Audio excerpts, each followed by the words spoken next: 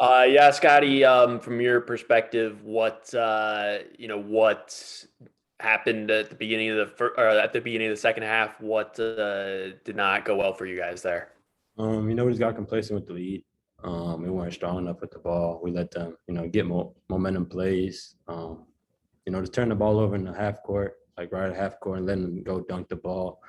It's not a good way to start the half because those points.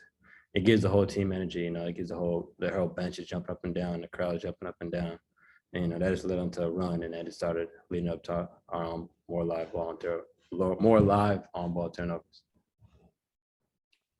How do you think, so I guess this was also an issue in the other loss this season in terms of like playing against pressure.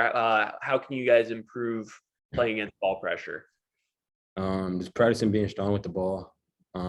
I think guys that aren't used to handling, have to get more reps to handling the ball. That's pretty much it. Just practicing ball handling, being strong with the ball. Because teams are gonna watch this footage and they're gonna watch VCU and they're gonna figure out that pressure is a way to stop us, and it really isn't. But they're gonna think it is, so they're gonna continue to keep doing it.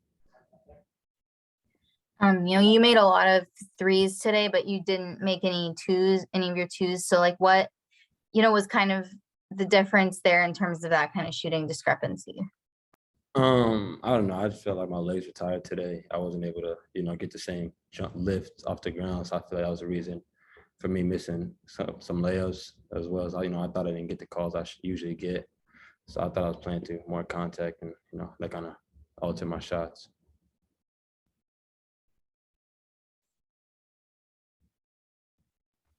I think it was a 36-10 start for them to the second half. What kind of caused things to go south there for you guys? Just to take our attention, we lost our attention to detail, lack of focus there a little bit. We had some opportunities. We ran a couple good sets to start the half. We had a nice opportunity at the rim. Quentin, lost his footing a little bit and, had a missed dunk. I think Jordan took off a little bit, too fast. Just, had a turnover there that got him in transition, the live ball turnovers. So those were killers for us today. Even in the first half, I think we would have had a bigger cushion in the first half if we didn't have a few of those live ball turnovers. Just got to be better effort, taking care of the ball, and boxing out. Some of their second chance points hurt us a little bit in the first half as well.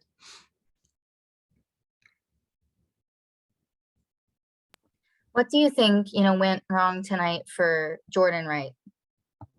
This wasn't his best night. I think he's, everybody had bad games, and this was probably one of his worst games. Like I said, you look at it,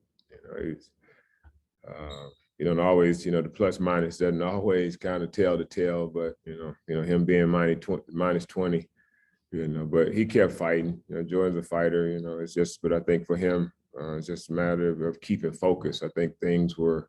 Once we got a little bit of a separation in the first half, I think we relaxed. And even the disposition in the locker room, you don't want to kind of squelch their excitement, but I kind of felt it a little bit. So those are things that we'll continue to grow, continue to get better with. And we just got out of character in those first few possessions of the first half. They got back into the game, gave them confidence. Their crowd got into it a little bit, and it was kind of a tough outing for us in that second half. So again, trying to find a way to put two halves together for us has been a poor start. So we got off to a much better start today, but weren't able to replicate that same energy in the second half. I think maybe like once or twice you've talked about the ball sometimes sticking a little bit in Scotty's hands or Jordan's hands. Did you think that was an issue tonight, or is that just the ball pressure makes it look like that? Yeah, it did.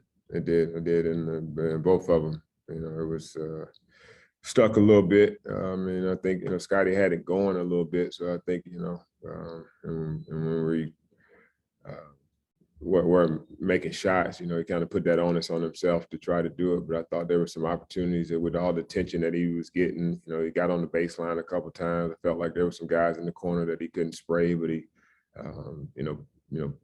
pounded it one more time, and then they were able to cover up, you know, the one turnover he threw back in the backcourt.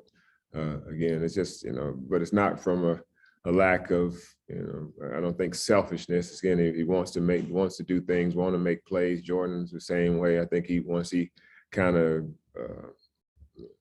started going bad, he started pressing, and it got worse. But it happens, man. He's a competitor. He'll bounce back. And like I said, we'll get better. I thought there was some positives. I thought Shane Dezzoni did some good things for us today on the defensive end, as well as stepping up and making shots. Quentin was really good for us in the first half. You know, just we got to get Miles going again. I think you know, he got to be a conscious effort to try to find him some looks. Tyron Lawrence, you know, he's handling the ball for us. Him and Trey, you know, just got to get them stronger with the ball.